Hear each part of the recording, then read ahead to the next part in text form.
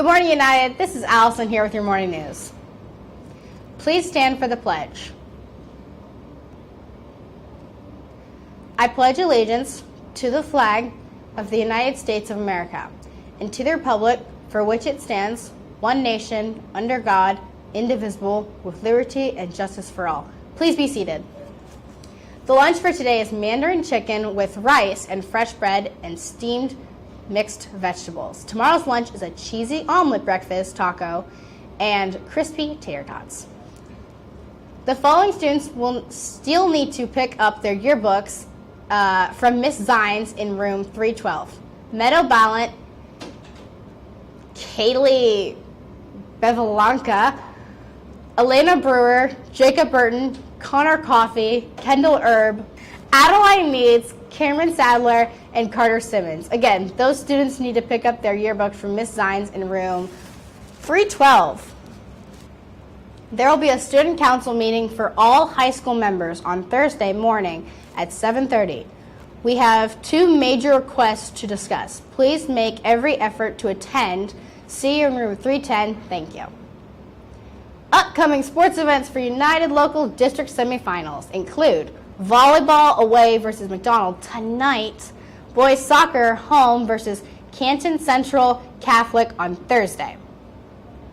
To close out this morning's announcements, we will be watching a video featuring an interview with Mr. Hostetler about the progress on our new building.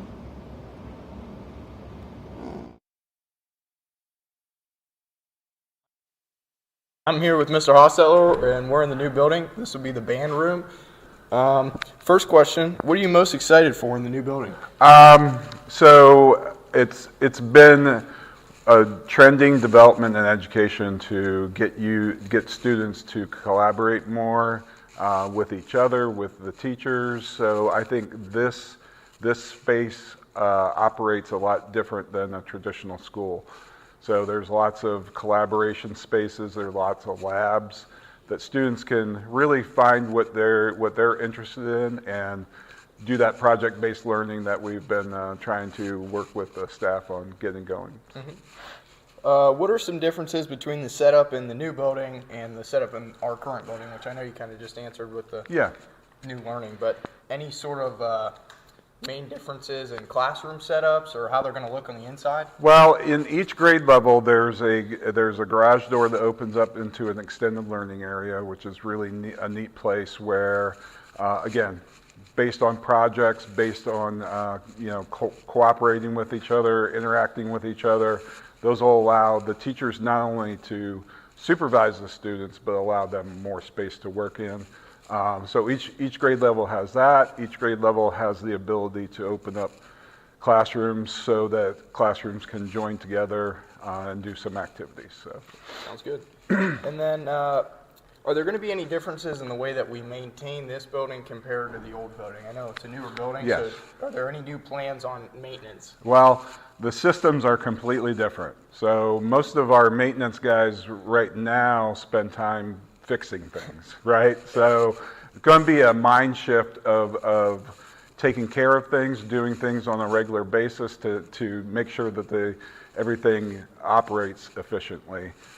Everything is computer based, which is totally different than what we're used to. So. What are some new safety features in this building that you're looking forward to? Some of the main features, so if you think about an alarm system or a fire alarm, what you guys are used to, right?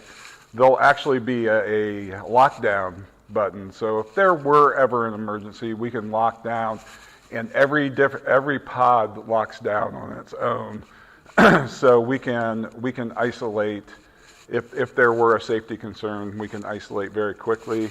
There's lots of egress areas that students could get out if there were a fire or things like that. Okay. Yeah. And then, so you kind of answered, there's egress there. Yeah. So the windows are non-opening. Right. So what are some ways that students can still get out without having to use the windows? Well, in without going into the direct safety plans that we can't release, but there are ways to get out.